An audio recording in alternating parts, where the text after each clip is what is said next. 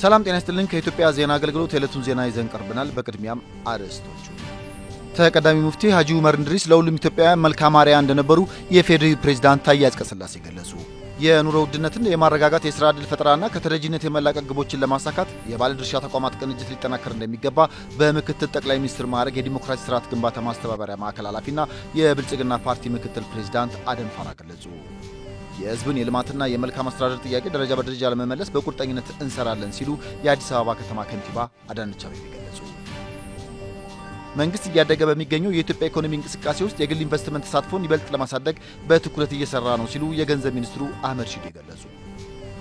ከቀናት በኋላ ለሚካሄደው ጣና ፎረም በሁሉም ረገድ የተሟላ ዝግጅት መደረጉን የአማራ ክልል ፖሊስ ዋና ጠቅላይ መምሪያ አስታወቀ። የሚሉት የዕለቱ ዜናዎቻችን ናቸው። ዜናዎቹን በዝርዝር እንመለከታለን። ከዜናዎቹ ጋር ሀብታሙ አክሊሉ ነኝ። አብራችሁ የተቀዳሚ ሙፍቲ ሀጂ ዑመር እንድሪስ የአስክሬን ሽኝት የፌዴራል ፕሬዝዳንት ታዬ አጽቀሥላሴ በተገኙበት በሚሊኒየም አዳራሽ ተካሂዷል። በሚሊኒየም አዳራሽ በተካሄደው የሽኝት መርሃ ግብር ላይ ፕሬዝዳንት ታዬ አጽቀሥላሴን ጨምሮ የኢትዮጵያ እስልምና ጉዳዮች ምክር ቤት ፕሬዝዳንት ሼህ ሀጂ ኢብራሂም ቱፋ፣ የኢትዮጵያ ኦርቶዶክስ ተዋሕዶ ቤተክርስቲያን ፓትርያርክ ብፁዕ ወቅዱስ አቡነ ማትያስ፣ የሰላም ሚኒስትር መሐመድ እንድሪስ፣ የጠቅላይ ሚኒስትሩ የማህበራዊ ጉዳይ አማካሪ ሚኒስትር መዋዘ ጥበባት ዲያቆን ዳንኤል ክብረት፣ ሚኒስትሮች፣ ከፍተኛ የመንግስት የሥራ ኃላፊዎች፣ የሃይማኖት አባቶች እንዲሁም በርካታ የሙስሊም ማህበረሰብ አባላት ተገኝተዋል። የፌዴራል ፕሬዝዳንት ታዬ አጽቀሥላሴ ባስተላለፉት መልእክት ኢትዮጵያ ዛሬ ታላቅ አባት አታለች ብለዋል። ተቀዳሚ ሙፍቲ ሀጂ ዑመር እንድሪስ በጎ አባት፣ መምህርና ትዕግስትን ለብዙዎች ያስተማሩ ታላቅ ኢትዮጵያዊ ነበሩ ብለዋል። በእውቀት ልግስናቸውና በበጎ ተግባራቸው ምንጊዜም ሲታወሱ ይኖራሉ ያሉት ፕሬዝዳንት ታዬ መልካምነት፣ አርቆ አስተዋይነትን ያስተማሩ ናቸውም ብለዋል። ጥልቅ የሆነ የሀገር ፍቅር የነበራቸው አባት መሆናቸውን አስታውሰው በኢትዮጵያ መንግስት ስም ለሁሉም ኢትዮጵያውያን መጽናናትን ተመኝተዋል። የኑሮ ውድነትን የማረጋጋት የሥራ ዕድል ፈጠራና ከተረጂነት የመላቀቅ ግቦችን ለማሳካት የባለድርሻ አካላት ተቋማት ቅንጅት ሊጠናከር እንደሚገባ በምክትል ጠቅላይ ሚኒስትር ማዕረግ የዲሞክራሲ ስርዓት ግንባታ ማስተባበሪያ ማዕከል ኃላፊና የብልጽግና ፓርቲ ምክትል ፕሬዝዳንት አደም ፋራ ገለጹ። የብልጽግና ፓርቲ የ2018 በጀት ዓመት የሩብ ዓመት አፈጻጸም ግምገማ መድረክ ዛሬ ቀጥሎ ውለዋል። በመድረኩ በመንግስት ስራዎች አፈጻጸም ላይ ውይይት እየተካሄደ ሲሆን የሥራ ዕድል ለመፍጠር፣ የኑሮ ውድነትን ለመቀነስ የተሰሩ ስራዎችና የተገኙ ውጤቶች እንዲሁም ከተረጂነት የመላቀቅ ግቦች በአጀንዳነት ቀርበዋል። በምክትል ጠቅላይ ሚኒስትር ማዕረግ የዲሞክራሲ ስርዓት ግንባታ ማስተባበሪያ ማዕከል ኃላፊና የብልጽግና ፓርቲ ምክትል ፕሬዝዳንት አደም ፋራ እንዳሉት የኑሮ ውድነትን ማረጋጋትና የሥራ ዕድል ፈጠራ ትኩረት የሚሹ አንገብጋቢ አጀንዳዎች ናቸው። ከተረጂነት መላቀቅ የተሟላ ሉዓላዊነትን ለማረጋገጥ ወሳኝ መንገድ መሆኑን ገልጸው በዚህ ላይ በተቀናጀ አግባብ መስራት እንደሚገባ አጽንኦት ሰጥተዋል።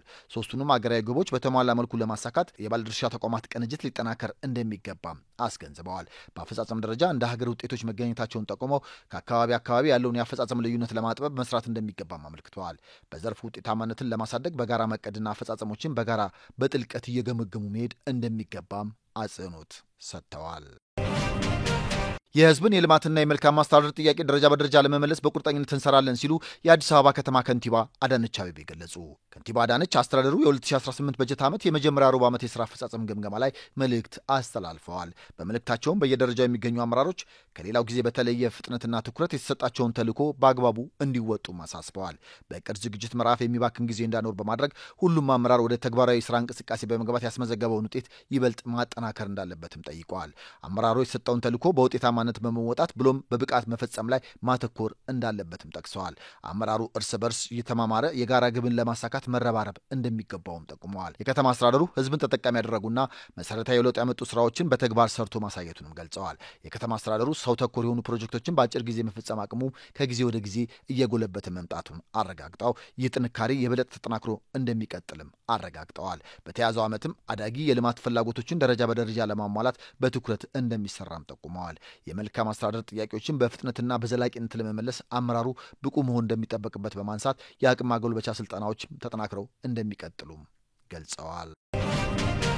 መንግስት እያደገ በሚገኘው የኢትዮጵያ ኢኮኖሚ እንቅስቃሴ ውስጥ የግል ኢንቨስትመንት ተሳትፎን ይበልጥ ለማሳደግ በትኩረት እየሰራ ነው ሲሉ የገንዘብ ሚኒስትሩ አህመድ ሺዴ ገለጹ። በአቶ አህመድ የተመራ የኢትዮጵያ ልዑክ ከዓለም አቀፉ የፋይናንስ ድርጅት ዳይሬክተር ማክታር ዲዮፕ እንዲሁም ከባለብዙ ወገን ኢንቨስትመንት ዋስትና ኤጀንሲ ስራ አስፈጻሚ ምክትል ፕሬዝዳንት ሂሮሺማ ታኖ ጋር ተወያይተዋል። ውይይቱ ዋሽንግተን ዲሲ እየተካሄደ ከሚገኘው የዓለም አቀፉ የገንዘብ ድርጅት IMF እና የዓለም ባንክ ዓመታዊ ስብሰባ ጎን ለጎን እየተካሄደ ነው። በዚህ ወቅትም በኢትዮጵያ የግል ኢንቨስትመንትን ለማበረታታት ከተቋማቱ ጋር ጠንካራ አጋርነት መፍጠር ለመፍጠር የሚያስችል ምክክር ተደርጓል። የኢትዮጵያን ኢኮኖሚያዊ ለውጥ ለማፋጠን በሚደረገው ጉልህ እርምጃ ውስጥ ስትራቴጂያዊ ትብብርን ከማሳደግ አንጻር ውይይቱ ጉልህ ሚና እንዳለውም አቶ አህመድ ገልጸዋል። ይህ አጋርነት በኢንቨስትመንቶች ላይ የሚከሰቱ ውስንነቶችን ለመቀነስ ካፒታልን ለማሰባሰብና የግሉ ዘርፍ እድገት በኢትዮጵያ ቁልፍ የኢኮኖሚ ዘርፎች ውስጥ ያለውን ተሳትፎ ይበልጥ ለማላቅም እንዲሁ አቶ አህመድ ሺዴ አክለውም የማክሮ ኢኮኖሚ ማሻሻያው ለባለ ሀብቶች ይበልጥ የተረጋጋና ምቹ ሁኔታ መፍጠሩን ገልጸው የሪፎርም ሂደቱን እድገት ለማስቀጠል ከዓለም አቀፍ የገንዘብ ተቋማት ጋር ያለው ትብብር ወሳኝ ነው ብለዋል። በተለይም በኤነርጂው ዘርፍ የታዳሽ ኃይል ልማት ላይ ኢንቨስትመንትን ማስፋፋት፣ ኢትዮጵያ የኃይል ምንጮቿን አቅም ለማሳደግ ያላትን ፍላጎት፣ የመሰረተ ልማት ፕሮጀክቶችና በሌሎችም ዘርፎች በትኩረት እየተሰሩ የሚገኙ የኢኮኖሚ አውታሮችን መደገፍ አስፈላጊ መሆኑንም አስረድተዋል። ከቀናት በኋላ ለሚካሄደው ጣና ፎረም በሁሉም ረገድ የተሟላ ዝግጅት መደረጉን የአማራ ክልል ፖሊስ ዋና ጠቅላይ መምሪያ አስታወቀ። አፍሪካ በተለዋዋጩ የዓለም ስርዓት በሚል መሪ ሀሳብ ለሚካሄደው 11ኛው ጣና ፎረም የተደረገውን ዝግጅት በተመለከተ የጸጥታ አካላት የውይይት መድረክ በባህር ዳር ከተማ ተካሂደዋል። በውይይት መድረኩ ላይ የተገኙት የአማራ ክልል ፖሊስ ዋና ጠቅላይ መምሪያ የኮሚኒኬሽንና የህዝብ ግንኙነት መምሪያ ኃላፊ ረዳት ኮሚሽነር ክንዱ ወንዴ ከቀናት በኋላ ለሚካሄደው የጣና ፎረም በሁሉም ረገድ የተሟላ ዝግጅት መደረጉን ገልጸዋል። በፎረሙ የሚታደሙ እንግዶች ሁሉ ከጉባኤው ተሳትፎን ባለፈ በሚኖራቸው ቆይታ በመልካም መስተንግዶና ጥሩ አቀባበል የማይረሳ ጊዜ እንዲያሳልፉ ማድረግም ይገባል ብለዋል። ለዚህም የጸጥታ ኃይሉ ሰላምና ደህንነታቸውን በማስጠበቅ የከተማውና የአካባቢው ህዝብ ደግሞ መልካም መስተንግዶ ማድረግ እንደሚጠበቅበትም አስታውቀዋል። በጣና ፎረም ላይ ከተለያዩ ሀገራት የሚመጡትን ጨምሮ በርካታ ታዳሚዎች የሚገኙ በመሆኑ ከጸጥታ ሚሆን ከአቀባበልና መስተንግዶ አንጻር ግብረ ኃይል ተቋቁሞ መስራቱንና ዝግጅቱም መጠናቀቁን ተናግረዋል። የጣና ፎረም ለኢትዮጵያ ገጽታ ግንባታ ትልቅ ትርጉም ያለው መሆኑን አንስተው ጉባኤው የሚካሄድባት ባህር ዳር ከተማ ደግሞ የሰላም ተምሳሌትና የቱሪዝም መስህብነቷን የምታሳይበት መልካም አጋጣሚ መሆኑንም አስረድተዋል።